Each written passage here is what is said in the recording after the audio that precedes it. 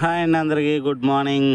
ఈరోజైతే నేను omelette curry ఉండదని అనుకున్నానండి. ఆమ్లెట్ అనేది గుడ్లు రెడీ చేసుకుని పెద్దవాడిని స్కూల్కి దిగబెట్టమని మా తమ్ముడితో పంపించేసి నేనైతే మొత్తం ఉల్లిపాయలు గట్ట కోసుకుంటున్నానండి. ఉల్లిపాయలు, టమాటాలు, పచ్చిమిరపకాయలు అన్నీ శుభ్రంగా కోసుకుంటున్నాను. కోసేసుకుని అయిపోయిందండి. శుభ్రంగా ముగ్గులు వేసుకుని బాగా వేపుకొని అవి దగ్గర పడినాక మన ప్రయత్నం కొనసాగిద్దామండి. ఇప్పుడైతే వేసేసుకున్నాం కాబట్టి కాసేపు మూత పెట్టుకుని బాగా మగ్గాక మళ్ళీ మూత తీసుకుని మళ్ళీ శుభ్రంగా కలుపుకోవాలండి. కలుపుకున్న తర్వాత అందులో వేసుకోవాల్సినవి ఒకటిగా వేసుకుందాం. ఇప్పుడైతే ఉప్పు, కారం అన్నీ వేసుకుంటున్నానండి. వేసుకోగా ఇలా వచ్చిందండి. ఫైనల్ లుక్ అయితే బ్రహ్మాండంగా వచ్చింది. చాలా బాగా వచ్చింది అయితే అనుకుంటున్నాను నేను.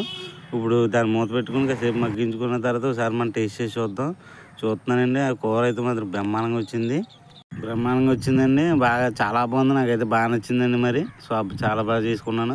అయితే ఈ కర్రీకి మా వాళ్ళు రివ్యూ ఇస్తారండి. నేనైతే వర్క్ వచ్చి పొద్దున్న నేను వండిన కూర మా ఫ్రెండ్స్ని అడుగుతానండి ఎలా ఉందో. వాళ్ళ మాటలేనండి ఒకసారి. అండి ఇది చికెన్ అండి.